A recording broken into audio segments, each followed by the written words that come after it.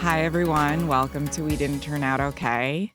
Today, I'm here with Tovah Klein. She has been a longtime favorite of mine in the field of early childhood for many years. She's the director at Barnard Toddler Center and a psychology professor, and has written 2 books, one of which has always been a favorite of mine since the start of my career, How Toddlers Thrive. Can you tell us the name of your second most recent book?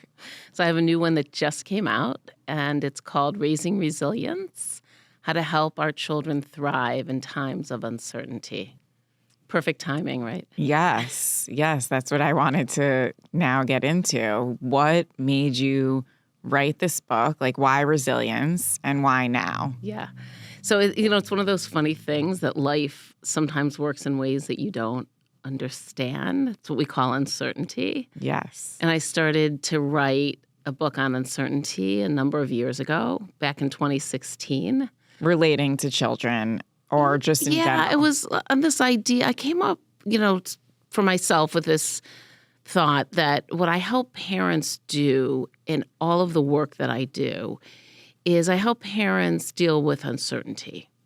Because I do work in the field of trauma, like really bad things happen to people, from 9/11 to abuse to wildfires years and years ago, and of course again now, to everyday uncertainties like getting your child out the door, or what do you do when you show up at school and their favorite teacher is sick, or they thought there was a spelling test today and there's not, or, whatever those uncertainties are, their friends wouldn't play. And I thought, well, what's the commonality between trauma and every day? And I was like, well, it's that there's so much uncertainty. The ground is unsteady, and our children need us to be steady. And so why didn't I write the book in 2016? I had a full proposal. I don't know. Life got in the way, right? I'm a mom. I have a career. Oh, yes. Yeah, by the way. Put that with the intro. Yeah. 3 kids. I have 3 kids. It just, for whatever reason, I decided not to go forward with it. And then the pandemic hit, and I'd been thinking about, should I write another book? I wasn't sure. And the pandemic came, and in those first 2 weeks of shutdown, we were all moving everything online, I thought, wow, this is really uncertain. And I should really write that book. And so that's where it came from. It's a subtitle is where it started, right? Helping our children in times of uncertainty. Because the one thing you can count on is uncertainty. But when I put my first draft in to my editor, after I had the contract and everything, the editor said to me, this is about resilience. Your book is about resilience. And I said, that's such a buzzword, and that just turns me off. Like, I'm not a buzzword person that doesn't. She said, Tovah, your book is about resilience, and you need to own that word and tell people what it is so that it's not a buzzword. Right. And that's what she said, that's what you're doing in the book. So I have a wonderful co-writer, Billy Fitzpatrick, and I went to her in a panic and said, we have to reframe this, Writers are very good at reframing, thankfully.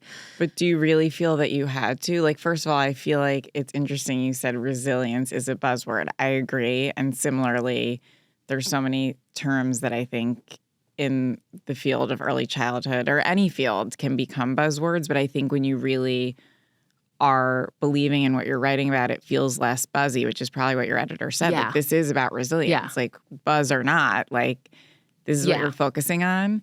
But did you feel like you really needed to rework it? Like, as you were saying, uncertainty is about things being uncertain, but you're guiding, I'm sure, on how you kind of overcome that feeling of uncertainty, which essentially is an aspect of rising above or, resilient. Yeah.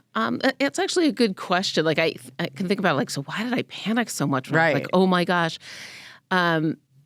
It took me a while to say, wait, I am unpacking the parent-child relationship here. And I am, in this book, I'm unpacking what is it that we give to children every single day that then stabilizes them to handle all the bad stuff in life. Because there's always going to be, and I mean by bad, like little bad, medium bad, and the big bad that will come. And so rather than avoiding that, my work and my all of my psychology years of training, that's what clinical psych is, sort of like, who is this person and what's happened and where are they going? I had to really look at it because I had framed everything in terms of stress and uncertainty. So when I went back, the reframing really was to say, okay, if we think about this as how do you build resilience, then I just wrote about it a little bit differently, but the same content. Right.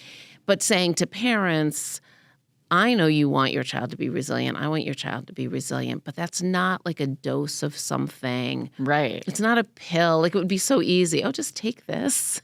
Totally. And, all our parents got it wrong. Mine too, right? So I mean, that's the name of this podcast. That's right. That's right. Here we go, right? So I was like, well, what do we know? I've studied relationships for years. I've studied relationships after bad things like 9/11 and the people with young children who are right down at ground zero. I've worked with children who are abused. I worked in pediatric aid. So I took all of that and said, okay, what is it that got me then into child development? And I said, because I kept seeing people, and I write this in the book, I kept seeing people who are living in the harshest circumstances, facing such adversity and coming able to protect their children in some way. Yeah. And so I was like, that's what parents are doing every single day. And I'm trying to pull parents back and say, just let her be upset. She's allowed to be upset. And it's in unpacking that I really got to, this is about resilience and facing uncertainty, because we do it without thinking that that's what we're doing. Right. This isn't about a parent getting it right. It's about the relationship, which is what you're alluding to now, right? It's not a pill. It's about a relationship that grows over time. None of this is like a quick fix or an easy hack. And it's really about, I always say, I don't want to give people scripts or things like that. I want to inspire sort of what they can weave into and believe in, that it needs to be authentic. And you need to kind of learn about something like what is resilience to kind of weave it in and know and trust that relationship that you're building, right? Like, none of that is ever going to be perfect, but what can we kind of approach it with? Yeah, and I would add to that when I think about resilience and what it is, it's this ability to handle life in all its complexity and colors and the good and the bad and the ugly of it. So it's that ability to adapt and adjust and be flexible. And given that the people listening mainly have younger children, right? Probably mainly like under 8 or those ages, it's very hard for particularly the youngest children, the under 5s, to be flexible because the brain's not there yet. So we're laying a lot of that groundwork every time we say, that's really disappointing that your friend is absent today, that we couldn't find your red shoes, whatever it is. But over time, that actually gets encoded in the brain. And children get more flexible. And again, not suddenly. It's like one day, now they're flexible. People are like, I said that, Jenny. Like, it didn't work. I'm like, well, what did we think was going to work right then, right? Yeah. Exactly. And that's why scripts, as lovely as it is, I can give people some words. But I think anyone who's ever spoke to me knows that I say, in some way, in your words, if you could convey, it's okay to feel that way. Whatever works for you. Because in a relationship, we have our own ways of communicating. Right. And that's what, and kids know that too, when you try and like say something, that's why I say it really needs to feel authentic. And I want people to know the whys of things. I have a quick story for you related to what you're talking about that I just shared yesterday that I experienced over the weekend that I'd love to know how you'd guide someone on. So one of my daughters, we went to a birthday party and a close friend of hers, I suddenly saw her sitting alone at a table and I went over and she was hesitant. I was like, come, like, your friends are all here. Let's go sit with them. She came over and went to sit down and the friend said, no, I'm saving this for whomever. Ouch. And so I realized in that moment that's why Tess had gone over to the other table. And I just said, okay, Tess, we can move over. And she moved over one, a little hesitant. She probably wanted to go back over to, and have her mini, stewing by herself. But she just moved over one. And I just knelt down and said, I'm here. what are we making? Right. So I'll stop there, and say that, we talked about it later, but in that moment, to me, there's so much there for me. Like, first of all, as a child, I was a little bit more sensitive than her. I probably would have gone somewhere and cried and God knows. And that brought up stuff for me. Yeah. And also I was I don't want her to feel I just wanted her to know this isn't about you. And I wanted to say so many things, but I didn't. What, if someone came to you and is what do I do if that happens again? I mean, the first thing I'd say is it sounds like your daughter was handling it. By going over to the other table. Well, she found some way to cope with it, right? And she wasn't miserable, right? Right. But it also sounds like she handled it when you did what was a very kind thing, which is thinking, oh, maybe she needs just a little Right. I didn't know that support. situation happened. So Right. I thought she was just needing someone to but you're right. I this is why I'm asking you. I'm Yeah, struggling with the raising resilience right now. And but then even when there was, what's essentially a rejection, oh, I'm saving this for someone else, which that other child has the right to do, right? You didn't overreact. I mean, inside you might have, but you didn't overreact to her. You just basically said, you're not alone. Yeah. Which is, I talk about these pillars in raising resilience. They're not really separate. They really go together. But the first pillar I describe is this idea of trust and security, which is this feeling of I'm not alone. Yeah. When it doesn't feel good, when things don't go my way, when the world is kind of swirling, I have someone there for me. Right. And so I think it's in these small gestures or small moments, like whatever you did, if you put your hand on her and said, okay, sure, move over, I'm right here. What are we doing now? Says, I'm here. And your actions show it. Right? We always think it's words. It's really that moment of maybe touch or something. But you also bring up something so important, which is the you factor, Y-O-U, that you factor, that I have in my book. And I have these reflective questions in each chapter that, parents can do or not do. But, what do I as the parent bring to being a parent? Because we're human. Right. And, first of all, not only are we not perfect, we can't be but shouldn't be. We could unpack that. But we have to be aware of what we bring. And you touched it right away. For that, at least for that one, we don't always know. Oh, I was left out.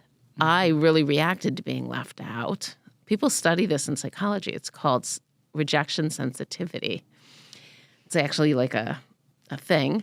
And you remember it. And then if you can say, oh, but that was me, or some form of in the moment, okay, don't go there right now, but then later say, what was that like for me? And is this about my daughter, or was she really okay? There's so much there. How many people don't ever realize the you, though? In terms of the reactions to this story, there was people that child is so unkind. Where was that child's parent? And sort of as if this other child was a bully. That's where we should focus. Right. And you could even argue that I could have even zoomed out even more. And why did I even meddle when she was on the other table, right? There's just so much that you need to, remember the you in it, in terms of how you kind of navigate or don't navigate, right? And so do you feel that, that is, in your book, is that an important component, that you could not leave out because it's important to, self-reflect? It's so important. So I have some of it in my first book, How Toddlers Thrive. And I certainly talk about the shame that we bring. And in all honesty, my first book, How Toddlers Thrive, started off as a book about shame and the role of shame in parenting and the role of shame in child development, and then sort of moved away. I was like, who's going to buy a book on shame, right? They should, but I agree. Maybe it wouldn't. So I put it in there and I talked about what parents bring. And then when I decided, okay, I'm going to write a second book, I was like, I really need to elevate what we know from psychology and in a very compassionate way, all the work I do, which is with parents, which is the better I can help you know yourself, the more open you are to your child. Because as you know as a parent and as I know as a parent, it's not up to us who they are. Right. They are who they are. We guide them. We give them values within our family, but we have to really pull back and figure out, oh, who is this child to the best of my ability and support them. And so that you factor, I think, is maybe the most important contribution of the book, because when people pull back and do that and just say like, oh, yeah, I am bringing something, or, oh, I did wish that somebody was more sympathetic to me when I was a child. But also that idea that we put our own stuff over on our children completely inadvertently. Right. Like none of us planned to. But it's actually been a great experience since the book came out, because, people will come up and, when you write a book and they tell you, oh, this helped me or that helped me. Very often people have come up and said, I had never thought about my own contribution here. Like most people are not in psychology in early childhood. I forget. They're like eyes are opened, and the dads have been such a pleasure. They're like, that part where you ask us the questions. Oh my God, I am so excited. I was like, so it's my bias. I work with dads too. And, when I ask them a question, of course they're willing to reflect. We don't ask men to reflect often. I just did last weekend with Matt, and it was like pulling teeth, but I think you're his it was spouse. Yeah, and he even said throughout it, like, wow, I'm learning stuff about myself. You're probably right. It might be from that or this. But, you forget, or I forget, even with this podcast of We Didn't Turn Out Okay, like why we do that work. It's not just like, oh, let's talk and think about ourselves and our childhood. But it's like when we do that, I don't even want to say it explicitly because I want people to like see that magic that comes with like that self-reflection and knowing what it's from so that it can help you grow. I almost feel like when you don't say the why, sometimes in my head, it's like, I'll send them off and they'll see how they'll start to like think about it. But I love that in the book, you're saying it's like explicit questions and that even dads or everyone is sort of receptive to that, like in knowing how it can help. And, for most people, you're going to be more receptive at some points than others. But I always say, you have to cut through shame. We all carry shame with us. It's cultural, it's religious, there's so many different ways that we get shame. So you have to kind of cut through that. And what I mean by that is sometimes you realize, any of us realize, oh, that's why I'm doing that. And it's like this ick. We're like, oh, ick, that is me. I have to admit, I am that competitive person. Or I do want my child to be on top. Or I am ashamed that my child's so sort of reticent and not jumping in. Whatever it is, you have to get through that kind of icky part. Yeah. And then you like start to get out the other side. Yeah. And then you're lighter and you're freer and you can laugh at yourself a bit and not feel like, oh, I should be ashamed that I'm not more open to something. You say, well, I'm not more open to that. Let me figure out why. And our children push us for that. I think they actually push us to become better people than before we had that. Absolutely. We have no choice. Yeah, totally. We have no choice. What are your thoughts on, thinking about this and not, verbatim, but when we say to our kids, when they are struggling with something, saying something when it's appropriate, like, I remember feeling that way. Do you ever feel like there's space for that? Of course, not all the time. We don't want to make it about us, but do you think that there's something that helps in there? Yeah, I think there's a lot of times that can help when a child's struggling with something where they're having, whether they understand their feelings or not, but it's empathy. I can remember a friend not wanting to be with me and it didn't feel good. Yeah. Like those experiences give them context and, children don't really have a broad context. I mean, partly because developmentally, as we both know, they're self-focused in those early years. So that they're supposed to be. But also they've only lived 3 years or 6 years or 8 years. And so it's a context that says, again, you're not alone. Right. Like, oh, like I'm not the only one that's ever felt this way. Like that's sometimes why I will pull that out because it's like, how else would they know that they're not alone in this feeling? Right. And there's nothing wrong with them because children tend to internalize things like there must be something wrong with me, or I must be bad. And so by saying that, it says, I've had that too. And I know it doesn't feel good. It's not fun to be alone in the negative. And it's genuine. It's genuine. You know, my kids used to say, tell me that story again of the time that, you know, and then name the story, right? You can do it with siblings too. You know, you can have a lot of empathy. You know, if you have a firstborn and you're the firstborn, you say, yeah, I remember my younger brother being a pest and, you know, my parents saying you have to give in. Whatever it is, you tell one story and they're like, tell me again. Right. Like, I need to know that this is something that others have felt or been through, and especially you. Yeah. Do you think it's a sign of, you know, a block in resilience, or I don't know if it's a block, but when kids shut down, you know, like there's been times where I've feel like I'm doing the work or with my kids and they're like, no, I didn't feel that way. Or, you know, especially when you have kids who vulnerability doesn't feel good to them. You know, there's certain types of kids, like, you know, who doesn't feel good to any of us. Well, I could argue that, like, I'm always vulnerable and out there. No, I'm kidding. But it doesn't feel good to any of us. But I think for some, it feels especially icky. Is that your firstborn? Yes. Yeah, it's almost always. Is it always? Yeah, I think of my. We hover over them. We, you know, they make us a parent, right? Before you had that first one, you weren't a parent. If it's your only child, it still makes you a parent. If you have 5, it's still a first one, right? So there's such a connection there that I've asked some of the neuroscientists that I work with, like, is there data on this? Because I think physiologically, even across time, I mean, my kids are grown, we still respond differently sort of to the angst of the first one. We over-relate. We do all these things. And then the latter borns, we tend to pull away a little bit in a really healthy way. Like, doing benign neglect with a younger child is much easier than with their first ones. Yeah. But I think children have the right to say, no.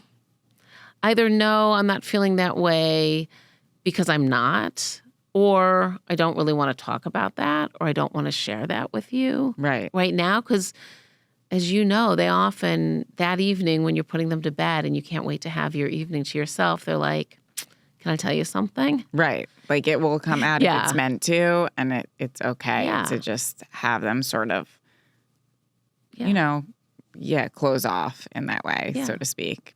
In the same way that I think you wouldn't want a friend or a partner saying, no, I'm sure you're upset and you're not telling me. I'm sure you're upset and you're not. Right. You would say, I don't want to talk about this right now.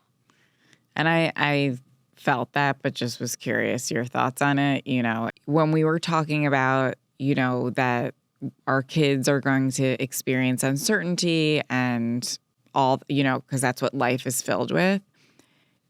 And especially in the story I just told you, like, you even said it looked like she was handling that okay. How do you find the balance of building that resilience, but also supporting them? Yeah. I guess you can't wrap it up with a bow in that big idea, but if there's any, like, tools or things that you feel like you kind of can leave listeners with and sort of the overall how we find that balance. Yeah, it's, you know, it's what I call one of the $1 million questions, because being a parent is so much about balance and nuance. And so, you know, I think one of the messages or the lessons is that if you know your child is coming to you sometimes for comfort or to tell you what's wrong, or will take comfort from you. You know, if you have a younger child and they're melting down and eventually they'll let you hold them and, you know, help them settle, even if it's after a long time, or an older child because they come to you and say, hey, can I tell you something? Then you're doing something right. And really the key to supporting children is to be a good enough parent, not thinking that you're going to take away the bad things, but that you're going to be there when the bad things happen. Yeah. Right? So that means really saying to yourself, can I handle it when she's upset? And can I just say, yeah, that's not going to happen right now. You can be upset. That's actually being there for your child. But none of us like to put up a limit and then have our child be mad at us. And it's in fact then that the strength comes in. I'm going to go back to your example. I think just the fact that you offered her some support and then backed off, right? And didn't vilify another child. But also, what I was thinking when you said that was we also want our children to have voice. And so often we say things like, well, that wasn't nice. And it's like, well, she was waiting for her friend, and that she's allowed to wait for her friend. And so we say to our children, we want you to speak up and we want you to have compassion. Well, you do that by respecting when they don't want to talk, or providing comfort when it's over the most ridiculous thing. Like, you're right, I didn't wash those pants yesterday. And you can't wear them to school like you thought. I was going to say, right? Those are even the harder ones than these big emotional ones. Like being like, no, you know, you can't have another ice cream sandwich. Yeah. And like that, like when you were like, that's where the strength comes in. For me, it's in those moments of I'm not, you know, they're not going to hate me if even if they're saying, I hate you, Mom, in the moment of not giving this sandwich, you know, because they're so overtired. And that's the reason I'm setting a boundary. But those moments I feel are just as important because they're so many times a day. You know, it's not just in the backing off and the big emotional ones. I think it's, it's providing love and support. I mean, it sounds sort of fuzzy in a way, but it really is this, like, we go all day long. You pick them up at school or you get home in time for dinner or whatever it is. It's knowing that a lot of it's going to feel sort of bad or rotten. Why? Because they trust you. Children don't show that at school for the most part, right? You hear this, oh, no, she's such a leader and she has friends and, you know, she follows directions, whatever it is. And then you go like, wow, at home she doesn't. And I always say to parents, no, you don't want them to. Right. Let them have that outlet. Yeah. And to trust that you'll be okay and that you won't think they're terrible people. Right. That's really where you build resilience, is they say, oh, in time, I'm going to learn to accept that I'm good sometimes, I'm bad sometimes, and I'm not going to have to show you like it in big numbers when I'm a teenager, because through life, I've been able to show you that I'm good sometimes, I'm bad so sometimes. Powerful there. You can have me back in 5 years when your first one gets. Is that really, no, there's something to unpack there. Is it often that the kids who have always been good, like, that you find show being bad later? I worry a lot about children who are good all the time, as parents put it. So if they come to talk to me about a child who's out of bounds, let's say, you know, like really challenging them behaviorally or whatever they're throwing at them verbally, and then they're getting good reports from school, one of the first things I say, if they have a sibling, particularly an older one, so how's your firstborn? And I know what they're going to say. Oh, he's just an angel. He's just, and I say, good all the time? Well, no, not all, but most of the time. So yeah, but I'm more worried about that than your one who's acting out, because in order to develop as a human, you have to accept you're good, you're bad. You should protest when things don't go your way. Why wouldn't you? Oh my right? God, yeah. And so you want them to have both strengths. And so if you grow up with this message of be good, be good, be good, you're going to have to keep kind of eating the, quote, bad. Like, oh, does mommy or daddy know that I'm mad at them? Right. You know, do they know that I don't like this new baby? It explodes somewhere. It has to go somewhere. Yeah. Either inward, which is like depression and eating disorders, or outward.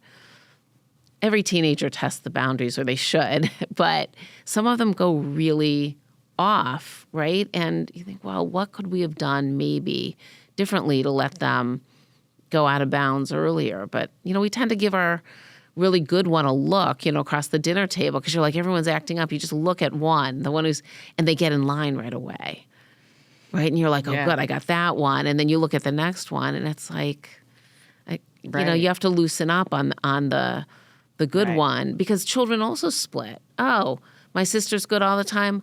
I'm not going to be. I can't be that good. Right. So I'll be the sort of rotten one. And, you know, we split them off. We don't mean to, but we do. Yes. And there's even like using another example, because I think listeners will be able to relate and it's helpful. Like this morning, Tess, my older one was doing homework, wanted to cut things out for the homework, and we were very late. And she realized that she had time to cut out one and not the other, and then kind of exploded.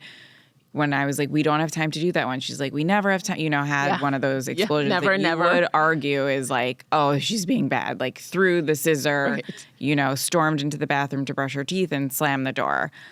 Oh, she actually like crumpled the homework, which set me off. I was like, what are you doing? I got mad. And so my husband heard this and he's like, I'm sorry, Mommy. Like, you shouldn't have to deal with that in the morning. So I realized already that he was thinking like she's bad. Right. He wasn't even there. And then he had to take her to school and was like, Tess, we have to go. And she said something like, leave me alone. And he's like, these, under his Don't breath, talk to me like this. These girls, like, just so spoiled, something like that. And I wanted to defend her. We didn't have time for me to, but it's just, even though it was like I was at the brunt of it, that like these were feelings coming out. Yeah. Like, I'm glad she went into the bathroom, slammed the door. I don't like that she crumpled the homework and whatever it is, but just, you're right. It was like, I stepped away. It's like you need to allow those things, right? Not reward them and make them okay. And of course, like, set boundaries along the way. But yeah, I think they're healthy outbursts. They're healthy outbursts. Hard for us as parents. Exactly. It gets back to okay, what's my role in this? Right. Why is this so hard for me? And then to say, who tends to crumple up their paper and throw their things? The perfectionist child. Who does that tend to be? Again, this is not always true. But the firstborn, why? Because they're born into us. They look up and what do they see? They see adults. Yeah. And they see a standard. The second-born, if there is a second one, is born into the first one, and they're like, aha, I can almost do that. That's a reasonable standard to try to catch. So they, they're not quite as perfectionistic. They may be competitive with that one. And so I think when we think of it that way, she knows she's not supposed to throw scissors. She knows you're her role models, but she's angry. Right. And you got to talk her down and get her to school. And you visit it later, not punitively, but like, wow, that was really rough, honey. Yeah. What should we do differently next time? Just giving her some support and recognition. Right. And like, that what Matt was bringing to it was like, we're raising someone spoiled, all of that stuff too. Yeah. That it's there's not just you as the parent, right? Your spouse brings it too. I one time yelled that at one of my kids, and for months he would say to me, why did you call me spoiled? That wasn't nice. Why did you call me? And it was like a moment like this where it was like demand, demand, demand, demand. Right. And then I was like, well, I was like, do I try to? But he was like so hurt that I, was it's like one of the my names and adjectives in those moments. Yeah. Like we all have our bad parenting moments. I was like, okay, that wasn't such a great parenting moment, and he's not going to let me forget it, is he? But it was like such an innocent way he would say, why did you do that? What? And I was like, I can't really explain this because it has to do.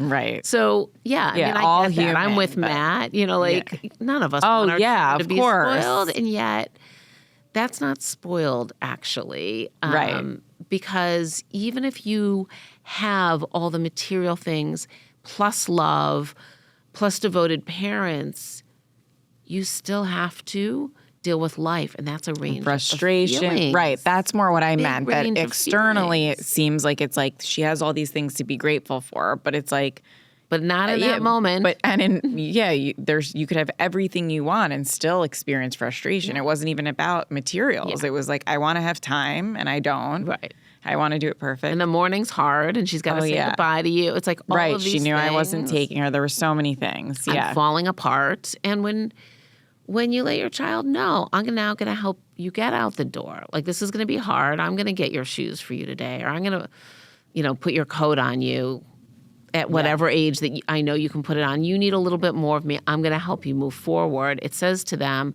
even in my worst moments, they're going to be there for me. I'm so glad you brought this up because I love that and feel that and live by that. But how do we help our kids? I don't know if this is a resilience thing or just setting them up for success. I'm sure it's a little bit of both. And it's on my list of things, like in terms of doing for them, but not overdoing for them, like putting on the coat and the shoes. And I know you don't mean all the time. Yeah. But, like forgetting the homework instead of just while they're sleeping, putting it in their bag for them. Like what's that balance of letting them experience if they forgot something? And I know it's by age and stuff like that, but I could argue that I'm always the one doing for. You just answered it for yourself. If you're always the one doing, and it really feels that way, you're probably doing too much. Right. Right? But every child needs something different. Our firstborns are so much more dependent, longer, not forever. Right. Not forever, for sure. And why does it feel like neglect if I'm not? Like in the morning, she wants to get her on dress. you, Mama. Right? Look, She can get dressed herself, but why does it feel like if I don't help her in the morning when she's so doesn't want to like get start her day? Like that's what I mean that I'm doing every morning. Not every time she gets dressed on the weekends and things like that, but like it's separation. Right. So how old is she? 7. Separation goes through life, and we forget that. Like we're so when children aren't really verbal, like our under 3s, right? We're like, oh, of course I'm going to do this and this. As soon as they start talking, and if you have a really verbal one, we're like, oh, we're with an equal. Yeah. I'm like, no, there's only one adult here. And guess what? At 16, when they really have language skills and they can be harsh, I still have to say to parents, there's only one adult there. Right. Like, I know he's 6 feet tall or whatever it is. You're still the adult. And for a 7-year-old, if getting out the door to school is hard, maybe you give her a little note in her pocket. Right. There's other ways. Right? And you say, in the morning, I'm going to come in and lay out your clothes, or we're going to lay them out the night before. But you're going to put them on yourself. Yeah, or I'm going to help you. You move in when they need a little more, and just as you do that, they're like, I got it. Right. It's a combo of like, I need her to get this going. She's going to take too long and stall. And also, I know it's so hard for her, and that's why she's stalling. But like, she's 7. Yeah. That's still young, believe it or not. When you realize, how many kids do you have? 2. 2. You realize that when the younger gets to that age, you go, oh, the younger tends to be more competent in these things, basically because we've ignored them because you had to get everybody out the door. But there's also this element that I found for myself and when I talk to other parents of when your youngest, whether it's your second or your third, gets to that age, you go, that's still really little. 5 isn't so big. But when you have a younger one, the older one always looks like the adult to us. Yes. And so we treat them like the adult, meaning you might be getting her dressed, but you're frustrated doing it. But you would love it if your younger one said, will you dress me? I know. And that's the problem, is that we forget they're big and they're little. Right. And that plays into their own outlook on it. Well, why were you helping her? And like, it's obviously not the time to be like, well, she's young. Like, they don't want to hear that. No. Yeah. You say, I'll help you too. I'll always help you. Right. Let me hold your pants for you. Right? Whether you're gritting your teeth or you're smiling or, they do get more independent as they get older. But I think, in the self-reflective piece, when you ask yourself the question you're asking, am I doing too much? The answer is probably yes. And it doesn't mean cold turkey stop, but where do I pull back even a little bit? Just, sort of like pull back in time. Yeah, and I think that's really helpful too, that it could be gradual, right? Like even this homework piece, yesterday she came home and I was like, you can sit down at your, it used to be like we do it together. And I started to feel, she can do this on her own and we can still connect in other ways without me sitting, that's healthy for her. Yeah, I think it could be that it evolves over time. There's something that I think is related to resilience, you'll tell me, that I often see, you want to be the parent that when your kids do something bad later on, they come to you versus I can't tell mom, she'll kill me, or like I don't want to tell her. And that's another element that is very much at the forefront of my mind. How do I react to these heavy things, or not heavy things, these emotional things like the friend not sitting in a way that sets us up for her wanting to come to me? That's something that I think about a lot. And of course, there's no guarantee. Like, you can't be like, Jenny, do this, and she'll always come to you. It's the pill thing again. Here, take a dose of this. But like you said, when I've given you examples, she was handling it, you can pull back. Is there elements in there that you feel kind of set the stage for a relationship where a child will want to come to Yeah. you more than not? Or I think it's a great question, and every parent probably thinks about it consciously or unconsciously. I used to verbalize it over and over. oh yeah, this is like Like, I forefront of want that. him coming to me, particularly about one of mine. I want him coming to me and actually telling me what he does in high school so I can say, And if I Right. think it's really unsafe, I can say, I really think that's unsafe. And if it's just experimenting, then I can be like, okay, he's a teenager, right? Just stay safe. Yeah, just stay safe. So I think we do that by not being so critical of our children. Because we often want to, good-heartedly teach our children something. You know that term, it's a teachable moment. I'm like, who ever said that? Like, life is about relationships, right? And Right. they're up and down Right. and sideways. And it's in the reconnecting genuinely, I think, that we give them this message of sometimes I'm really off, sometimes you're really off, but hey, I still love you. This was a rough day, wasn't it? I shouldn't have yelled like that. You're putting them to bed and you snuggle and you say, tomorrow's a new day.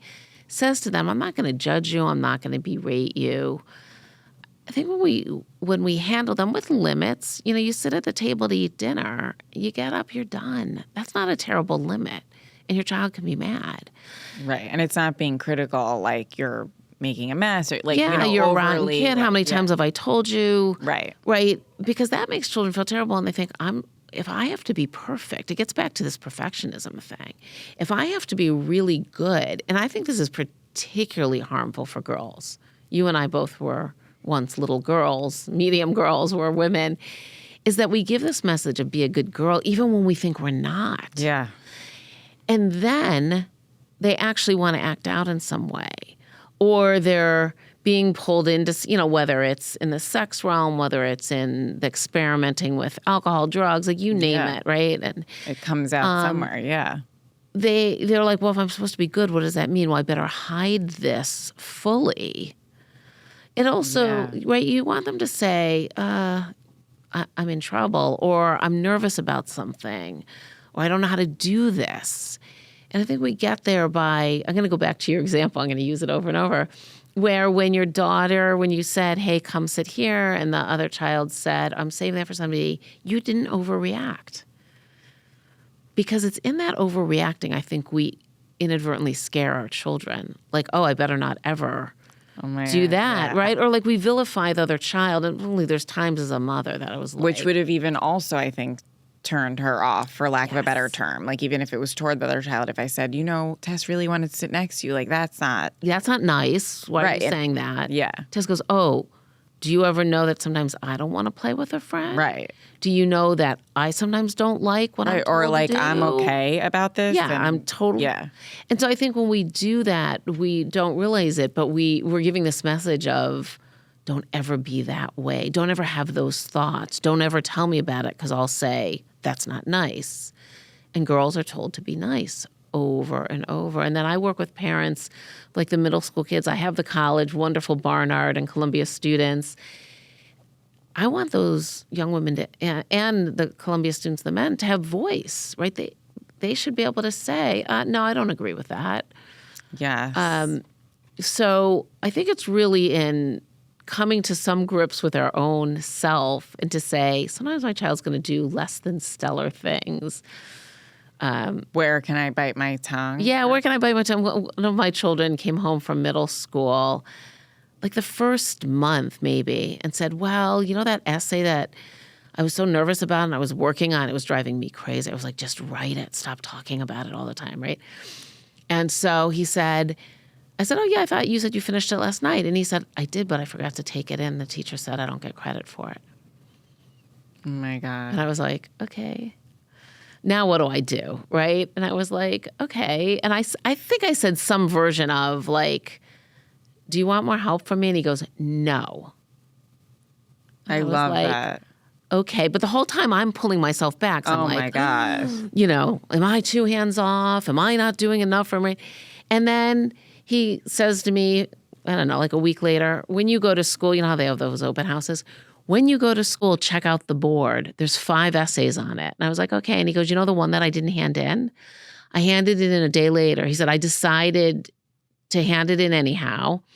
And the teacher picked like 5 exemplary or whatever, Oh my and mine's on the gosh. board. And I was like in a sweat, like, okay, I did the right thing by, I not love giving him a that. suggestion. But I wanted to say, well, why don't you just take it in today? Oh, of but course. I would have been like, didn't. I'm going to email the school. Right. But I remember just saying to myself, you've got to let him Do handle, you want talk yourself more down. help from me? Yeah. Is so powerful. Okay. I hope But it's hard, and you have to but he was so proud of it. He was like, yeah, I decided to try handing it in the next day. amazing. I was like, oh, that was a good idea. Yeah. And you have to laugh at yourself, Totally. We're the They're crazy so- ones. Yes, not I'm even them. thinking about how you said not every moment's a teachable moment, and where did that even come from? And I think there's even opportunities for us to just kind of bite our tongue when it's not necessarily being critical, but it's not it doesn't need to be so preach. You know what I mean? Let them be. Yeah, or just we don't need to overly state our outlooks on. You know what I mean? Because we worry. Oh, if I don't say I know. and I'm show them the right way, will they become? There's a lot. Right. Then we'll miss that opportunity to show them. I'll give you an example that I really. You'll also remember this one too. It was at a different party, and my child, it was silly of me. I went over to her to tell her who I saw she would be sitting next to. I guess there was a theme here. Yeah. Mama. I was like, you're going to be sitting next to this person who I knew she didn't really know well. And I was trying to set her up to not have the shock factor. Anyway, her response was, I hate that person. And there was someone next to her. And I was also projecting this other friend is hearing her say that. So it was we don't say that. And she's like, I don't like this person. I was like, even that, I dislike this person. I was like, maybe it's that you don't know her that well, or it's been a while. And the other friend who happened to be standing there was listening, and I looked and I saw her looking. I go, right? And Tess is like, you're embarrassing me. And I was like, why? And another friend left. And she's like, because you were saying it in front of that other friend. I was like, I also wanted that other friend to know that you don't talk I was making this obviously bigger that then that friend's going to think Tess is saying that she talks about people. But how could I not have made that a teachable moment? Please tell me. Was I supposed to allow her to say that and her friends here? But it all came from me trying to. I'm just kind of laughing because we all do it because we're we want our children to be polite because we think they're a reflection of us. Yeah, but that too. But I didn't want this friend to now feel differently about Tess. And what if the friend did? There you go. Right. Yeah. That's. But you know what? You're not going to know what your second one's friends think, feel, and you're not going to notice. That's the part where we we see and feel everything of either the firstborn or the child maybe who's most like us, or the child who needs a little more protection. I don't know why I'm focusing so much on that one with you. Actually, I have my own stuff with the second. I think for her in this area of resilience, I just feel she got it. Yeah. Yeah, that's maybe why I'm focusing less on it for her. And even this social dynamic, she also she has it. You know what's funny? I think in this era, because there's so much awareness in a good way of emotions and mental health, and you're in the field, right? So it's not this is foreign. It's good that we understand that hurtful things are not good. But the negative side of it is we see it too much. Right. Yeah. When in fact, if children are friends, sometimes they're really good together and sometimes they're really not. And they can be pretty horrible when they're not. Right. And if you leave them, if they're friends genuinely, and you leave them somewhat to their own devices, they come back to each other. I know. That is so powerful there and so true. But if you see that one moment where they're fighting, siblings do this all the time because siblings can fight and say mean things and do mean things. But then 5 minutes later, they're laughing and playing. And you're like, I wouldn't go from enemy to best friend. But siblings do, and close friends do too. And our kids navigate all the things in between that too. When I think about that a lot too. I'll tell you a funny story. One of my kids' best friend, they grew up together. She's the daughter of good friends of ours. And we were just so happy that they had each other. And she would weave big tales, Tales. Oh, And so at some point, they were moving out of state. The kids were in 5th grade. They were moving out of state. And I had said to this child's mom, like, when you tell her, let me know and I'll tell mine. But I won't say a word until then. And so I knew that the daughter knew, and mine doesn't say anything. So finally I said to him one day, do you know that they're moving in the summer and that they're moving away? And he was like, did Sarah tell you that? And before I got anything out, he goes, she lies. So here I was always worried, like, oh, how's she going to make her way in the world? Because she just weaves these stories. And I'm thinking my kid doesn't know. And do the other kids know? And he said, oh, Mom, everybody knows she does. And I said, does it bother you? And he was like, no, we know. And we just say to her, that's just not true. So I was like, well, actually, she didn't tell me. Her parents told me, and literally his eyes filled with tears because he just figured she's making this up. She's making this up. Oh my God. And I was like, okay, so children make their way. They're just like, right. He she tells navigated stories. the lying. Yeah. He said, Loved oh yeah, her everybody anyway. knows that about her. She had friends. She's a school teacher. She's a wonderful adult. It's like, I was like, oh, and for years I was like, oh, do the other children know that that's not true? And, that was her imaginary life or whatever. I thought, wow, this is me as an adult looking in the wrong way. And the children being like, they would call her on it. Right. Like, and okay. handle it. Yeah. Yeah. Yeah. So we have to respect children. It would be different probably though if he came to you and was like, I heard this and, right. brought you in. Right. And I was waiting for him to say something because I thought, she'll tell him, he'll know. But after a few days, it was like, did she not say anything? Or does he, but he just thought it was another story. Like another. Yeah. Yeah. Yeah. So I think when we give them latitude, like that was a wake-up call for me. Like, oh, this is why they can stay so close. He's like, yeah, stories. Right. I think we don't always respect children to make their way. And what we harp on is the negative.